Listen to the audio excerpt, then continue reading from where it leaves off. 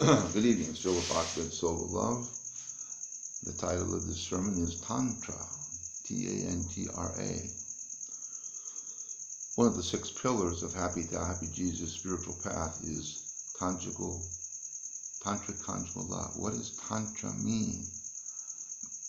Well, Tantra literally means to weave together.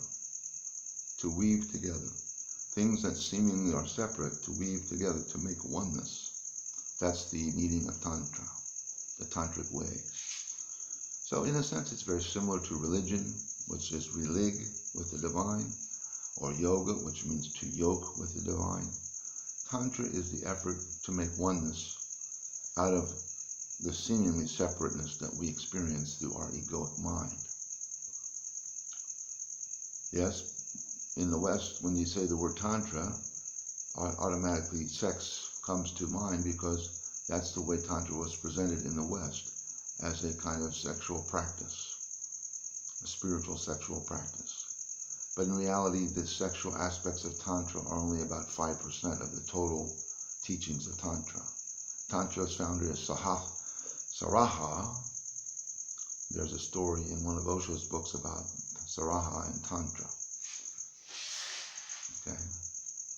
So what does Tantra mean? Inclusiveness, not exclusiveness. Oneness, not separation.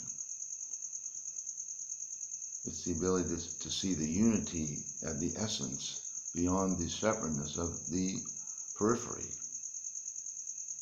Our circumstances, our images, our physical manifestations all seem to have separate quality to them. But in reality, at the essence, there's only unity. An example of this would be a large field of flowers, which you have different kinds of flowers everywhere with different colors and different shapes and different sizes. But the oneness lies in the ground, in the earth.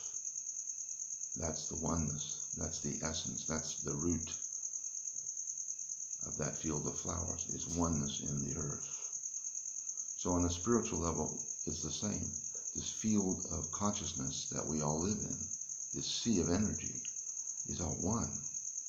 But it manifests in many seemingly separate things, like you and me and him and her and that and this and so forth and so on. So Tantra is the effort to see life as one unitive continuum at the essential level, at the core of the divine soul. There's only oneness, there is no separation. At the core of each one of us, there is a divine soul that's pure and cannot be tainted by ego. If there wasn't that seed in us, we would be hopelessly lost, but obviously that's not true. So on the circumstance level, the circumference of the circle, there are circumstances, and there's emotions, there's mentalities and things like that. But at the core is the divine soul, which is one with everything, and is totally pure and totally impossible to be tainted by ego. And that's what we're trying to awaken in spiritual awakening. The awareness of that divine soul, which brings with it oneness,